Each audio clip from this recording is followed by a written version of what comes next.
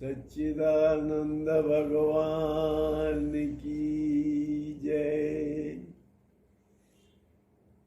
साथियों, मनुष्य के जीवन के 3 मुख्य स्थान हैं।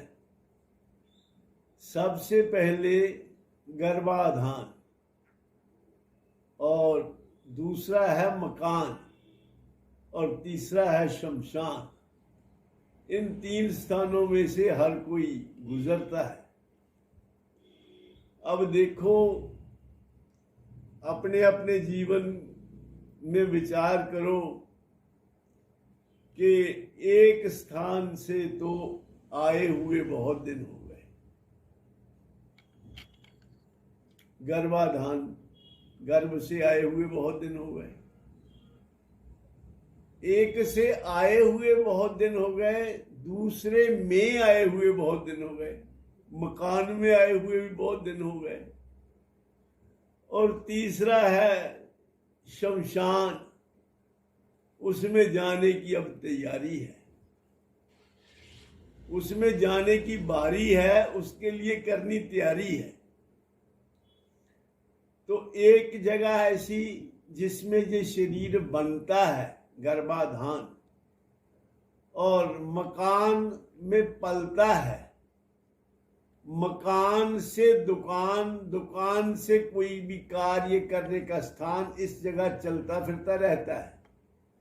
अपने जीविका के लिए मकान से दुकान, दुकान से मकान, या काम करने के स्थान पे आता जाता रहता है।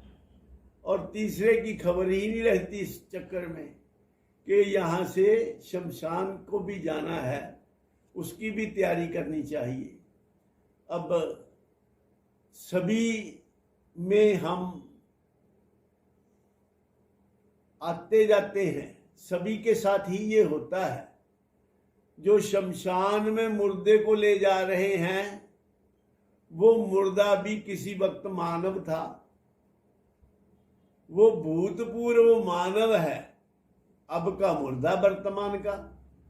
और जो उसको ले जा रहे हैं, उसके साथ चल रहे हैं, वो वर्तमान के मानव हैं, और भविष्य के मुर्दे हैं, वो भी मुर्दे होने वाले हैं वो भी।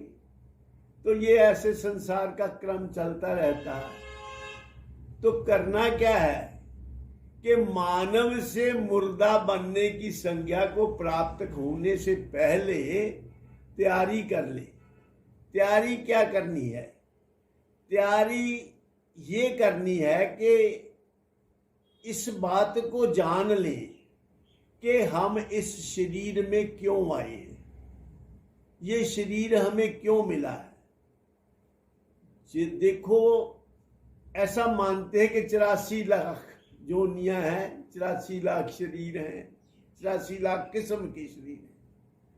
तो उन सब में मानव का शरीर जो है वो सिरमौर है, सबसे श्रेष्ठ माना गया है।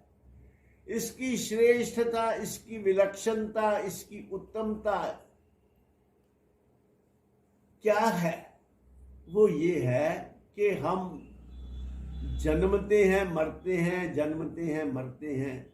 इस जन्म मरण के चक्कर से छूट जाने का ये एक मौका है। मनुष्य शरीर की प्राप्ति में हम उस चक्कर से छूट सकते हैं, उस श्रृंखला को, जन्म मृत्यु के साइकिल को तोड़ सकते हैं। वो कैसे?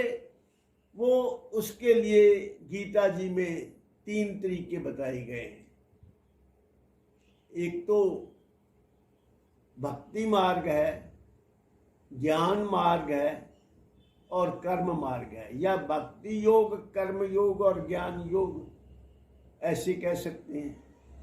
तो इन तीनों, ये तीनों वास्तव में अलग अलग तरीके नहीं हैं। ये एक ही मंजिल को प्राप्त करने के 3 स्टॉप ओवर्स, 3 पड़ाव हैं। जैसे जैसे हर किसी की रुचि अलग है, वैसा वैसा मार्ग वो चुन सकता है।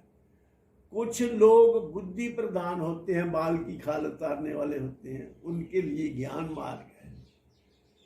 और कुछ लोग ऐसे होते हैं जो जिनमें इमोशंस ज्यादा होती हैं, उनके लिए भक्ति मार्ग है।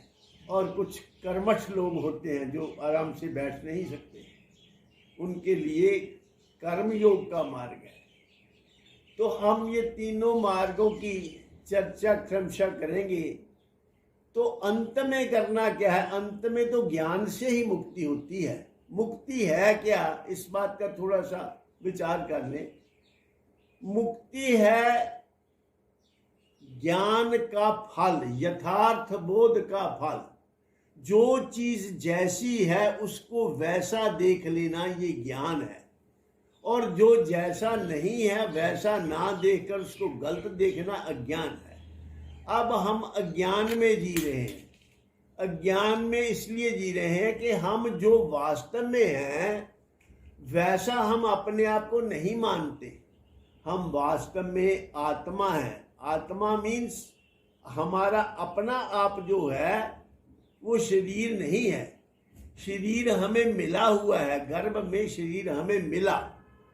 तो एक आत्मा है, एक शरीर है। इनको अलग अलग जानकर अपने आप को शरीर ना मानकर आत्मा मान लेना, ये है मुक्ति। की मुक्ति प्राप्ति के लिए क्या क्या तरीके इख्तियार किए जा सकते हैं उसकी चर्चा हम कल करेंगे क्रमशः। समझ लेना ये चाहिए कि जो हम वास्तव में हैं, हम अपने आप को ठीक ठीक वही जाने। वास्तव में हम शरीर वाले हैं, हम शरीर नहीं हैं। शरीर हमें मिला हुआ है। We are not the body, we have the body. ये जो ज्ञान है, इस ज्ञान को कैसे प्राप्त करना, तो इसके लिए गीता जी में जो तरीके बताए गए हैं उसकी चर्चा फिर कभी करेंगे। इन शब्दों के साथ मैं अपनी वाणी को विराम देता हूँ और आप सबके कल्याण की कामना करता हूँ। आप सब इस लोक में भी सुखी रहें और आपका आफ्टर लाइफ भी सुखी रहे। आपको शांति और सद्गति आफ्टर लाइफ में प्राप्त हो, यहाँ आपको सुख प्राप्त हो, शांति प्राप्त हो। सर्वे भवन्तु सुखिनः, सर्वे सन्तु निरामया, सर्वे भद्राणि पश्यन्तु, मा कश्चित् दुःखभाग् भवेत्। ओम शांति शांति शांति।